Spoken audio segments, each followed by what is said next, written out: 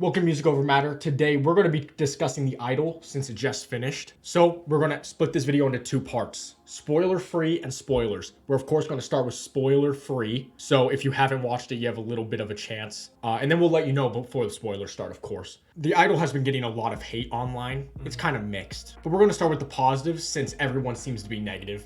We'll just start with the best parts of the show. Starting with my favorite part. The cinematography. Yeah, the cinematography throughout the whole show was amazing.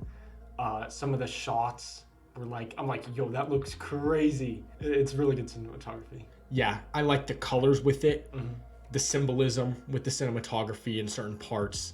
If you watched it, obviously you know, but the cinematography is definitely worth the watch. I think part of it is the fact that it was filmed in the Weeknd's house, and he's probably lived there, and it's probably like, that would be a fire shot for a music video or something. So when he had the chance to finally use those shots, he did it. Yeah, I love the scenes where they were opening curtains or you would see through a window. And then the coloring with the show is great. Yeah. The bluish, greenish coloring that was throughout the entire show. And of course it was a dark show, so it was dark colors as well. Another very great thing, music. Yeah, even if you didn't like the show, I think we got some amazing Weeknd tracks out of it. And Mike Dean. You got the Lure, the main theme, which is amazing. Popular, which that's kind of the big one. I haven't even listened to all of them, I'm gonna be honest. Neither have I. The one with Lil Baby, I haven't listened to. I've heard the ones that are in the show, of course, and the music in the show is phenomenal. What do you expect out of a show that's directed by The Weeknd? What do you think? He's not going to do good music for it? Yeah. I did have this thought during watching the show. It was this man did not have to record any music for the show. He could have just used previous tracks he's recorded because the stuff he talks about in his music is exactly what the show is. Yeah. Now let's get to the acting. This is where it's mixed. Before we get to some of the mixed portions, want to give a shout out to, I think her name's Divine Joy Randolph. Phenomenal job. Yeah. Holy fucking shit, dude. She's the best character. She is hilarious. She pushed the plot, had the right expressions when she needed to because it really put the scene together. Yeah. Shout out to her. I do think the hate for the acting, especially The Weeknd, overblown. I feel like a lot of people with it were just looking at the scene, not even watching the show. They just saw the one clip on Twitter. He has low and high points in his acting. Overall, it wasn't that bad. But yeah, I think it's overblown. The rest of the actors and actresses were great. Lily Rose Depp killed it, I think. I can't remember most of the other guys' names, but unfortunately, I'm not good with actors and actresses. That's nothing against them. I literally cannot remember names. Some of the main... Finkelstein was great, I thought. Haim was great. And we'll get to the scenes that we like in the spoiler section, obviously. So let's just speed through the rest of the spoiler-free section. The show is not for everyone. I would definitely say give it a chance. Some people are quick to judge and then they don't even give it a chance. I think that's dumb. It is very sexual, very dark, and kind of boring. Yeah, some parts are boring. I think it's more of a look into what music culture actually is. Because who knows it better than The Weeknd, who literally started from nothing and is now the top. He has seen everything. And then let's finish up with a few other things. Mike Dean, incredible. Yeah, I loved his performance. Yeah. He wasn't even playing a character. Yeah, that's the funny thing about this show is if you watch it there, you'll know why we say this, but they placed it as if this was real life.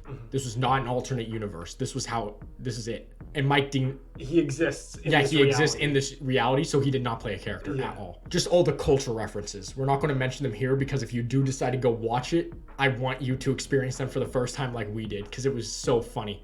But there's multiple culture references and real life situations that happened that they just mention out of nowhere. If you're enjoying the review, be sure to hit that subscribe button for us for more hip hop content.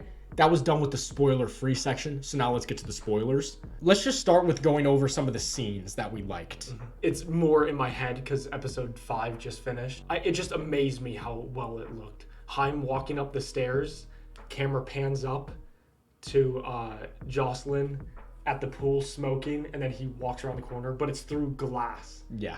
I think that looked amazing. Speaking of episode 5, we'll just go backwards. Okay. Episode 5, Big Bad Wolf scene. Incredible. It was the entire show summed up. Yeah, my favorite part of that scene is a thing I'm a bitch for, where someone's telling a story like that.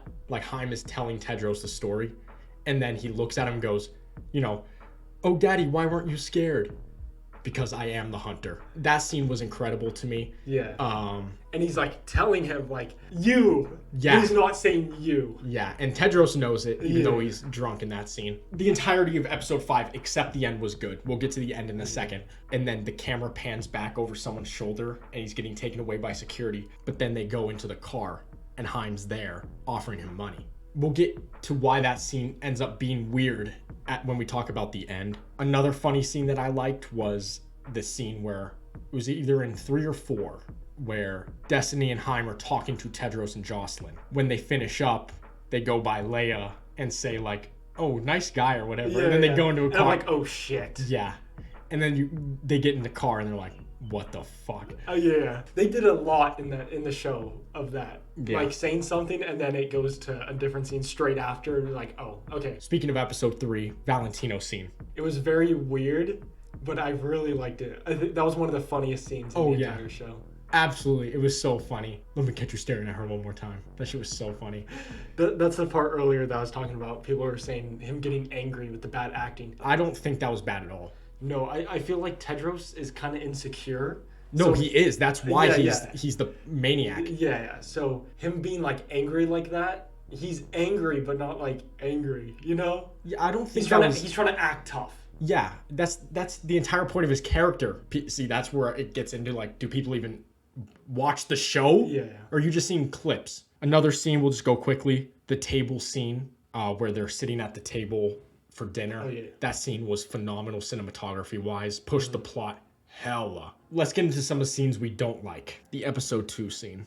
Yeah, a lot of episode 2 I didn't like. That entire episode was dog shit. Yeah, it did push the plot in some areas, but I felt like it was mostly the boring areas. Yeah. Like the sexual part of the show, or that's kind of it, really. Yeah, like, no. I think that whole episode 2 was kind of boring. like borderline porn.